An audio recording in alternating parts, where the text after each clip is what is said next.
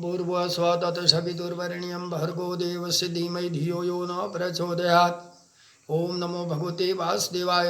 मित्रों, मैं रामोद पांड्य शास्त्री आज कुमारी वैष्णवी चैनल से आप लोगों के समक्ष 12 अवतार को पूर्ण रूपेण विश्लेषण करके व्याख्या प्रस्तुत करने जा रहा हूँ।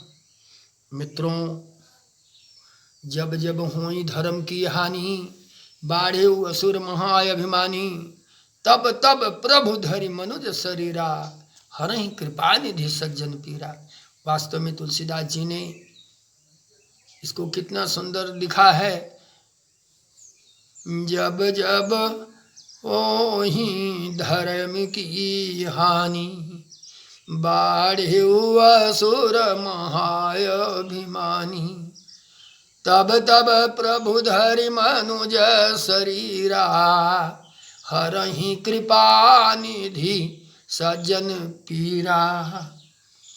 भगवान विष्णु जी को इस 12 रूप में आने का मुख्य कारण तो हमारी समझ से यही है, लेकिन पौराणिक कथाओं के अनुसार बैकुंठ धाम में द्वारपाल के रूप में जय एवं विजय नाम के 2 प्रहरी रहते थे,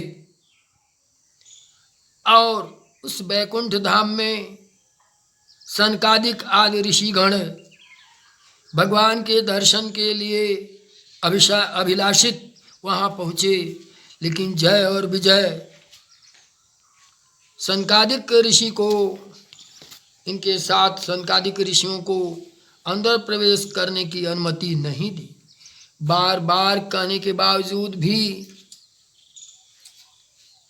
दोनों द्वारपाल सनकादिक ऋषियों को बैकुंठ लोक के द्वार पर ही रोक दिए, अंदर प्रवेश की अनुमति नहीं दिया।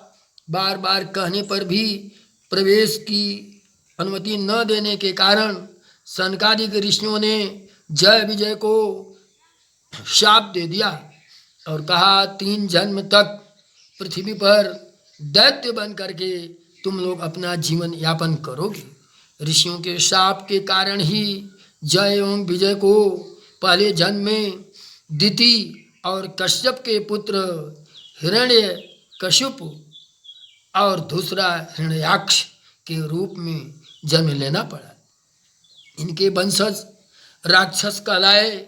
इनके कुल में प्रहलाद और बलि जैसे महापुरुषों का भी जन्म हुआ था। इन दैत्यों के अत्याचार दिनों दिन बढ़ते जा रहे थे। हिरण्याक्ष महान सूरवीर था। वह स्वर्ग नरक मृत्युलोक को जीत चुका था। दोनों दैत्य जन्म लेते ही आकाश तक बढ़ गए। इनकी शरीर फौलाद के समान पर्वताकार हो गई। हिरण्याक्ष एक दिन घूमते घूमते पाताल पहुंचा।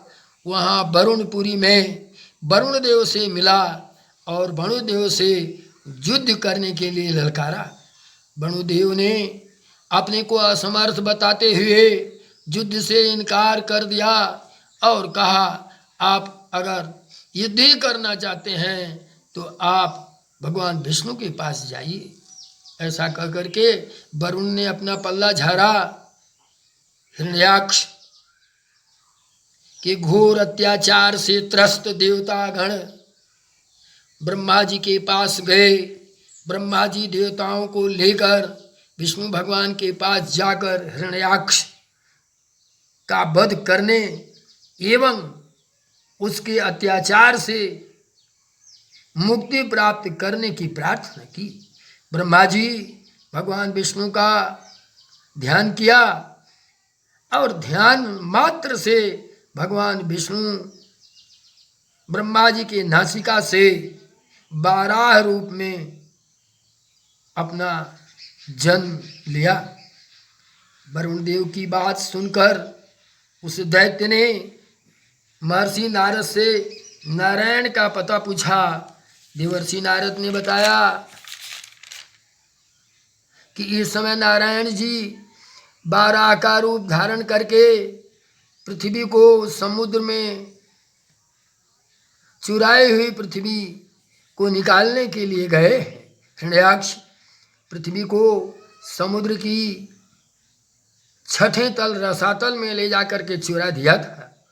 वह समझ गया और हिरण्याक्ष तुरंत वहाँ पहुँच गया जहाँ समुद्र में पृथ्वी को चुरा रखा था। भगवान वाराह पृथ्वी को लेकर समुद्र से आ रहे थे। उस महाबली दैत्य ने वाराह भगवान से कहा, अरे जंगली पशु, तू जल में कहाँ से आ गया? मूर्ख पशु, तुम पृथ्वी को कहाँ लिए जा रहा है? पुराणों के अनुसार पृथ्वी के नीचे 7 लोक हैं, छठा लोक रसातल है। रे अधम, तू मेरे रहते इस पृथ्वी को रसातल से नहीं ले जा सकता। तू दैत्य एवं दानों का शत्रु है, इसीलिए आज मैं तेरा वध कर दूंगा। हिरण्याक्ष एवं विष्णु अवतार वाराह में घोर युद्ध प्रारंभ हो गया। अंत में भगवान वाराह ने अपने दांतों से मारा और हिरण्याक्ष मर गया। भगवान विष्णु के वाराह अवतार लेने का कारण समस्त कथाओं का अवलोकन करने एवं अन्य अध्ययन से मात्र एक ही चीज़ प्राप्त होता है कि भगवान विष्णु जी हिरण्याक्ष के घोरतम पाप एवं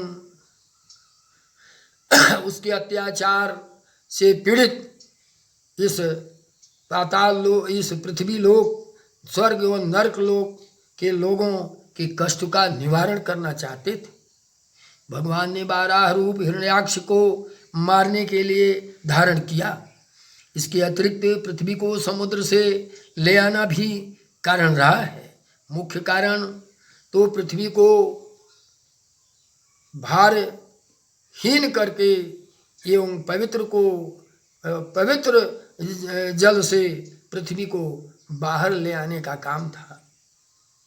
तीसरा कारण ये भी संभव है कि पृथ्वी लोक पर एवं देवलोक में समस्त ऋषि महर्षि देवताओं के पूजा पाठ यज्ञ आदि को यह अपनी प्रभुता से बंद करा रखा था।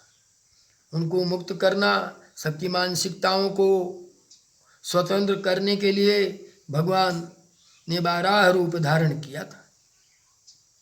अब महर्षियों को हिरण्याक्ष के अत्याचार से बचाने का उद्देश्य लेकर के भगवान विष्णु ने वाराह रूप तो लिया, लेकिन वास्तव में वाराह रूप में भगवान ने हिरण्याक्ष को मुक्ति भी दे दिया।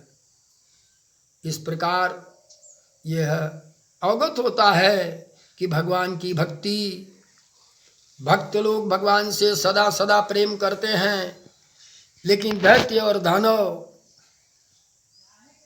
जब भगवान अवतार लेते हैं तो उसी समय उनका ध्यान अवतरण करके मुक्ति को प्रदान करते। तो भगवान शत्रु एवं मित्र दोनों को, भक्त एवं शत्रु दोनों को मुक्ति प्रदान करते हैं। इनकी मुक्ति प्रदान करने का समय भक्तों के लिए सदा सदा है, लेकिन दैत्य एवं दानवों के लिए अवतार लेने के बाद ही है।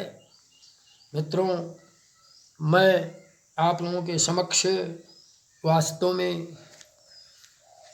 वाराह मंत्र प्रस्तुत कर रहा हूँ।